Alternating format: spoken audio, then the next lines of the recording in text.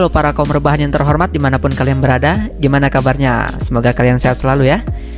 Oke, pada kesempatan kali ini saya akan menceritakan alur cerita dari film Escape from Pretoria yang dirilis pada tahun 2020. Film karya sutradara Francis Anand INJ ini diangkat dari berdasarkan kisah nyata tokoh politik Afrika yang dipenjara pada tahun 1979.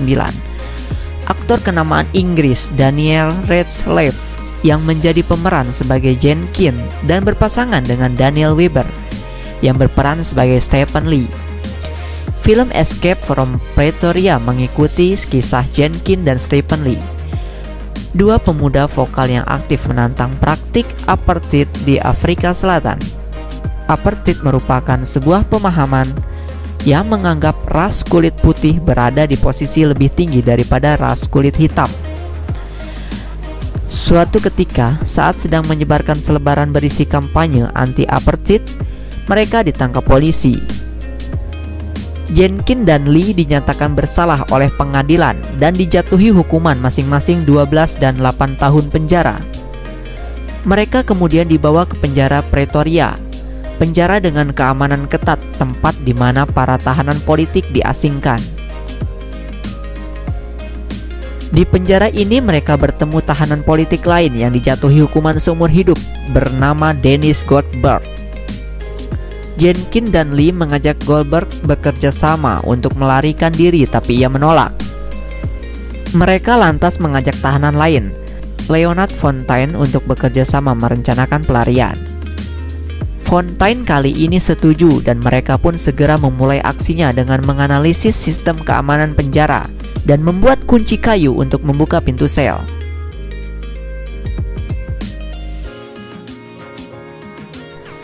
Ayo langsung saja kita ke alur ceritanya. Namun seperti biasa kita putar dulu intronya. Anjing, anjing, anjing, anjing.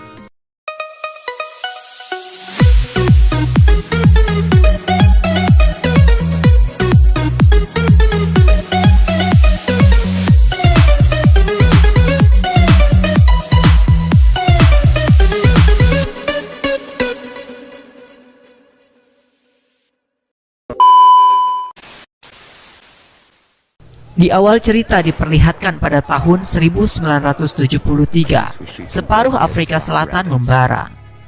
Polisi memukul dan menembaki orang kulit hitam seperti kelinci. Pemerintah Afrika Selatan menerapkan apartheid, artinya membedakan orang berdasarkan warna kulit. Kemudian diperlihatkan dua orang pemuda yang menolak apartheid. Namun ketika suara mereka tak didengar, mereka memilih cara radikal untuk menarik perhatian. Mereka meledakkan bom selembaran kertas di pusat kota. Kertas yang berisi kesetaraan ras adalah hal yang patut diperjuangkan berapapun harganya.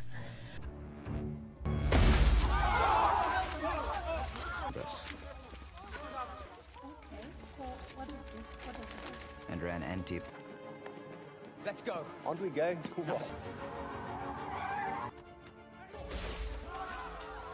Namun upaya mereka gagal setelah diketahui polisi hingga mereka ditangkap. Ketika di kantor polisi, pacar Jenkin memberikan uang ke Jenkin untuk keperluan saat di penjara. Ia menyembunyikan di sepatu karena bila ketahuan polisi, uang tersebut akan diambil. Di toilet, Jenkin memasukkan uang ke dalam lubang anunya. Bayangin loh, segede gini. Di pengadilan, Jenkin sebagai otak pengeboman selembaran kertas dijatuhi hukuman 12 tahun penjara. Sedangkan rekannya Stephen Lee dijatuhkan hukuman 8 tahun penjara.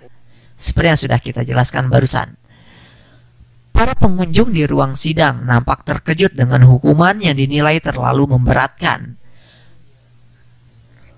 Mereka akan dipenjarakan di lapas Pretoria. Di kantor polisi, Kevin mencoba kabur melewati jendela, namun usahanya hanya sia-sia.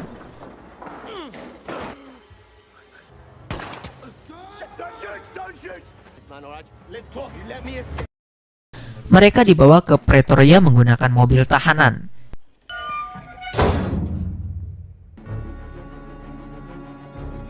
Sesampainya di Pretoria, Jenkin dan Stephen disambut kepala sipir yang melecehkan perbuatan mereka.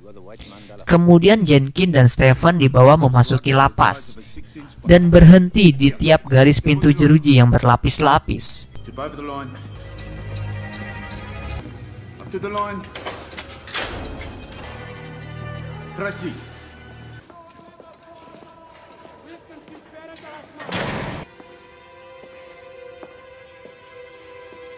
Bahkan setiap sel tahanan dilengkapi dua pintu, pintu jeruji dan pintu besi.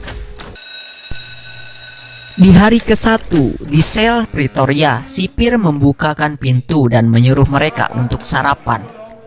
Dalam penjara, Pretoria tahanan politik memakai seragam abu-abu, sedangkan seragam biru langit adalah untuk tahanan kasus pembunuhan. Saat sarapan, Jenkins bertemu dengan kenalannya yang bernama Dennis Goldberg. Mereka berdua sudah kenal sesama masing-masing. Sebagai pejuang kesetaraan ras, mereka saling menghormati satu sama lain. Tiba-tiba orang berkulit hitam tak sengaja menjatuhkan tempat makan yang lantas dipukuli sipir.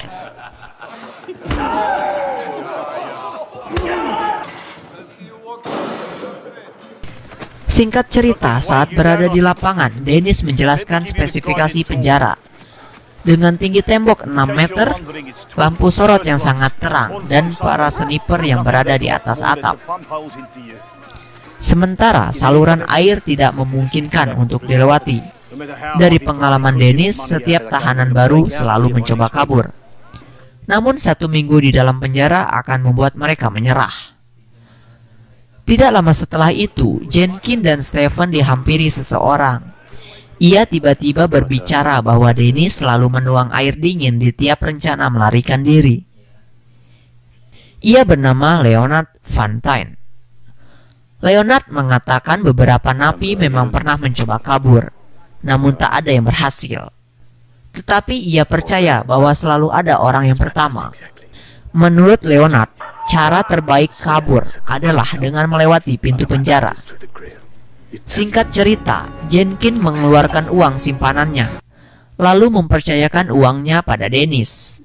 Ternyata Dennis adalah tahanan seumur hidup di penjara, berasal dari keluarga bangsawan. Ia ditahan karena berupaya menggulingkan pemerintahan dengan revolusi kekerasan.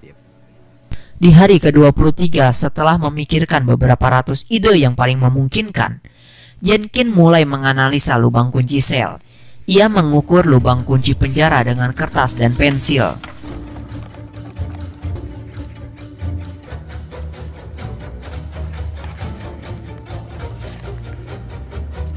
Selanjutnya Jenkins menjelaskan pada Leonard bahwa ia berencana akan membuat kunci duplikat menggunakan kayu. Awalnya Jenkins sempat diragukan, namun akhirnya Leonard mau membantu.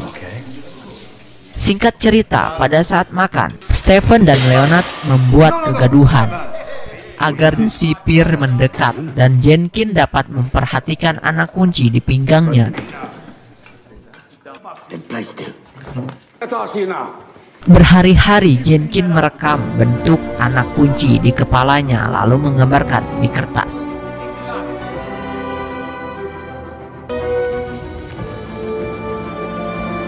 Di hari ke-74, Jenkins membuat anak kunci pertamanya di ruang kerja penjara.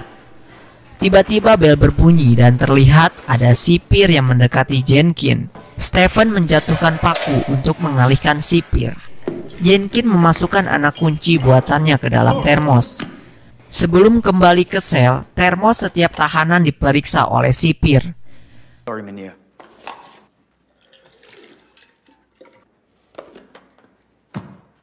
Di dalam sel kamarnya, Jenkins menyempurnakan bentuk anak kunci tersebut. Ia mengeringkan lem dengan menaruhnya dekat lampu.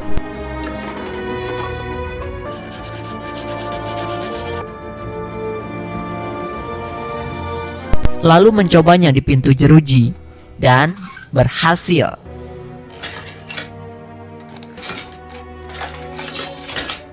Namun sayangnya pintu besi tersebut hanya memiliki satu lubang dan satu sisi dari arah luar. Kemudian Jenkins membuat pintu kedua untuk pintu besi. Di hari ke-100, mereka mencoba kunci tersebut dan slot kunci bergerak, dan pintu mengunci.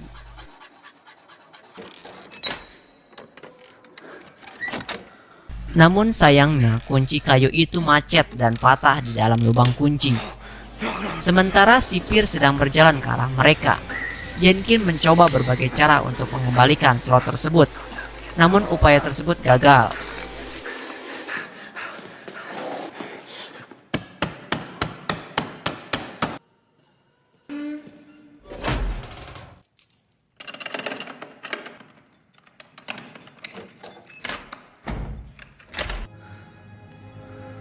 Keesokan harinya, Leonard kedatangan anaknya untuk membesuk.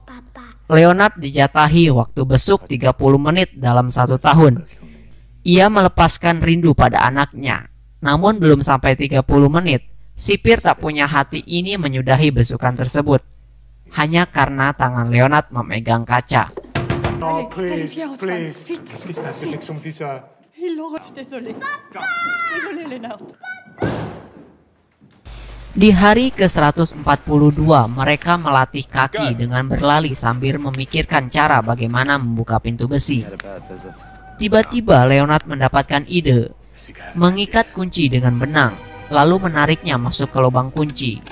Namun ide tersebut dibantah oleh Jenkin, karena percuma memasukkan anak kunci tapi tidak bisa diputar. Saat berdiskusi di dalam sel, tiba-tiba sipir datang. Ia menanyakan hal apa yang mereka omongkan. Mereka menjawab sel yang bersih adalah hati yang bersih. Leonard menyapu sambil memperhatikan sipir keluar. Tiba-tiba Stephen mendapatkan ide dengan mengikat kunci ke gagang sapu.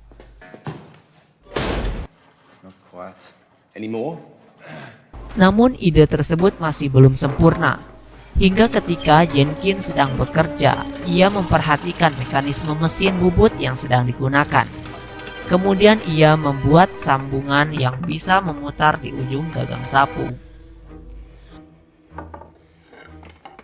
Malamnya, Jenkin menguji alat barunya tersebut.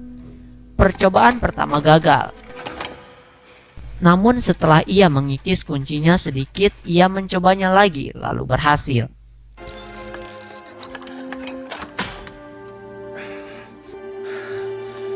Tiba-tiba ia dikagetkan dengan posisi penjaga hingga mengakibatkan kunci itu terjatuh. Jenkin lalu mengunyah permen karet dan menempelkannya di ujung sapu untuk mengambil anak kunci. Namun usahanya gagal.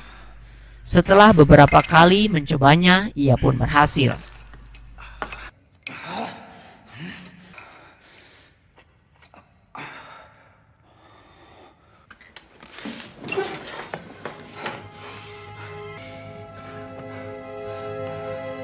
Keesokan harinya, Jenkin makan dengan sangat lahap. Stephen dan Leo kebingungan melihatnya. Kemudian Jenkin memberitahu bahwa ia berhasil membuka pintu besi. Mereka pun bersulang atas keberhasilan tersebut. Selanjutnya Jenkin mengubur kunci-kunci yang telah lulus tes di kebun penjara.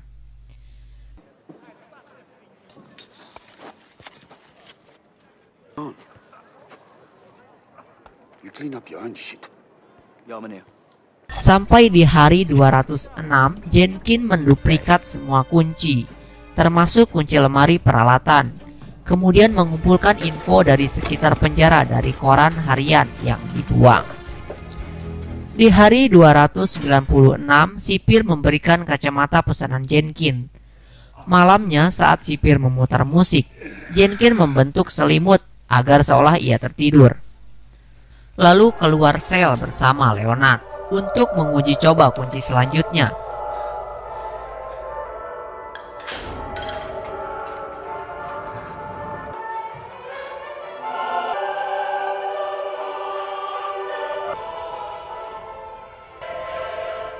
Dan pada saat mereka tiba di pintu gerbang ruang sipir penjara, namun tiba-tiba musik itu berhenti.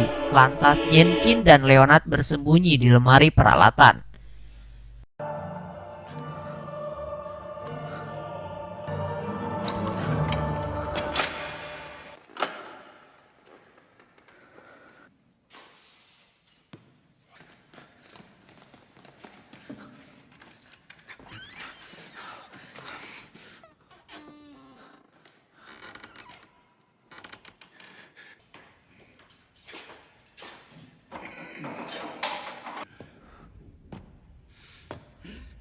Ketika sipir naik untuk memeriksa tiap sel, Jenkin dan Leo kembali mencoba kunci buatan mereka. Namun tak ada kunci yang pas untuk pintu tersebut. Sementara sipir mengira Jenkin dan Leo sedang tertidur di kamar sel mereka.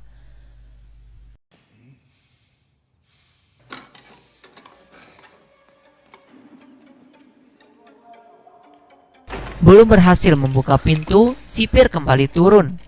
Namun Jenkin terus mencoba hingga Leo menariknya ke lemari alat. Sipir melihat keringat Jenkin di lantai. Untung saja sipir itu tak ambil pusing. Setelah itu mereka kembali ke dalam sel. Jenkin membongkar kunci gagal tersebut dan menaruhnya di dalam gelas emuk.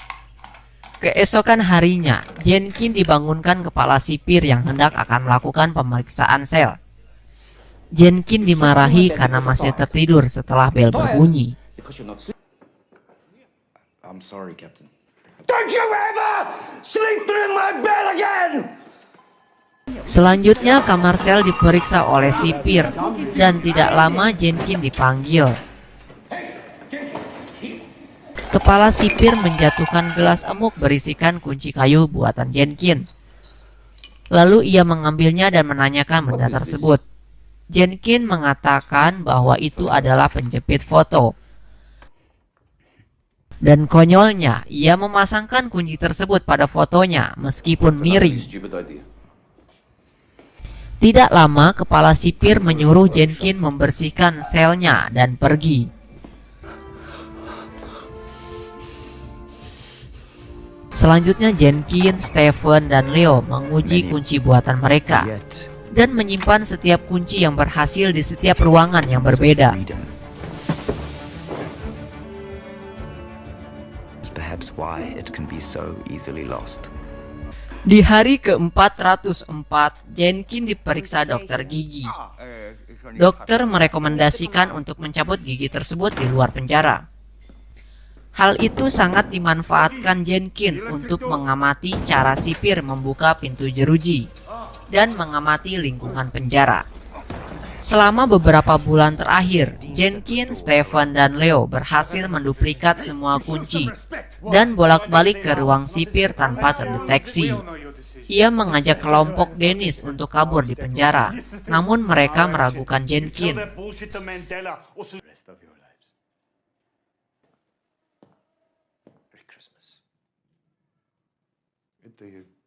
Sebenarnya Dennis sudah bosan di penjara.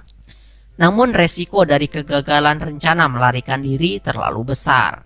Mereka lebih memilih hukuman hingga akhir. Sedangkan Jenkin, Stephen, dan Lee tetap pada pendirian mereka apapun resikonya.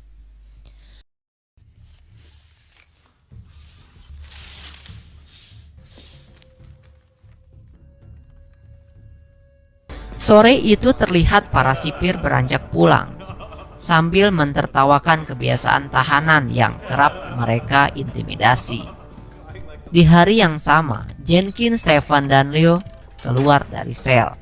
Kemudian kembali mengajak Dennis untuk kabur. Namun Dennis kembali menolak. Sementara sipir hendak akan ke toilet, Jenkin dan temannya menyiapkan pakaian ganti mereka.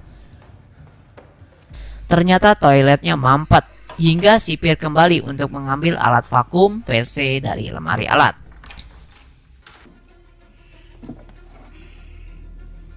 Jenkin, Stephen, dan Leo menuju ruang sipir dan tiba-tiba mendengar sipir kembali. Mereka pun bersembunyi di dalam lemari alat.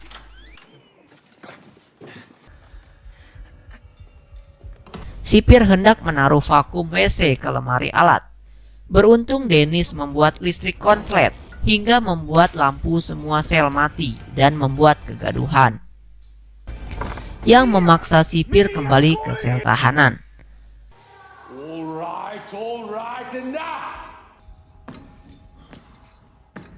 Mereka lalu pergi dan melewati tiap pintu gerbang dengan menguncinya kembali.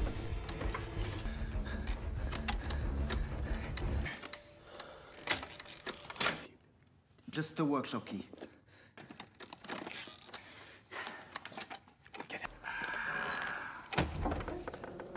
Sampai di pintu terakhir, mereka mengintip gerbang penjara yang terbuka.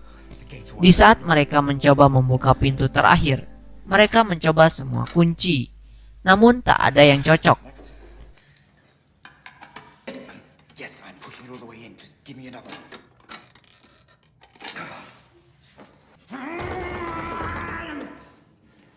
Akhirnya, Leo merusak kusen pintu dengan pahat.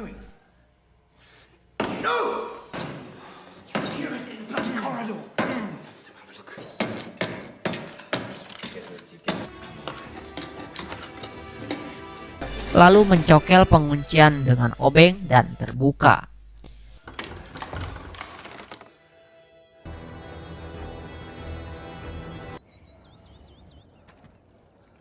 Kemudian mereka melewati gerbang dengan sangat hati-hati dan menyamar seperti pekerja bangunan.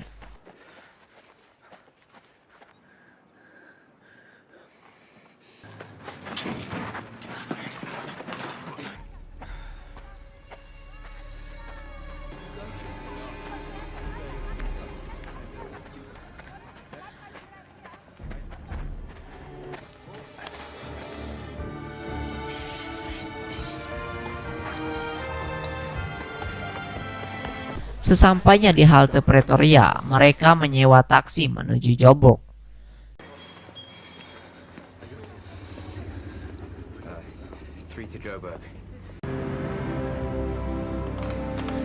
Sementara sipir membuka setiap pintu sel dan menyadari bahwa Jenkins, Stefan, dan Leonard hilang dari sel mereka. Get up! Hey!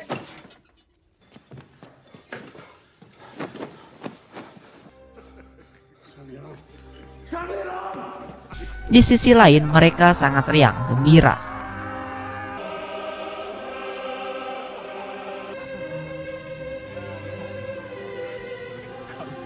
Selanjutnya mereka diburu oleh polisi dan mereka tercatat sebagai buronan terbesar sepanjang sejarah Afrika Selatan. Mereka melintasi Mozambik, Tanzania, dan Samapia di London, lalu kembali memperjuangkan kesetaraan ras yang sudah mereka bangun. Mereka diampuni sebagai buronan pada tahun 1991. Dennis Goldberg dibebaskan setelah 22 tahun di penjara. Pada tahun 1992, perjuangan mereka terbayar dengan runtuhnya apartheid. Tahun 1994, Nelson Mandela terpilih sebagai Presiden Afrika Selatan. Dan hingga kini mereka menjadi legenda sebagai para tahanan yang pertama lolos dari penjara Pretoria dan cerita pun selesai.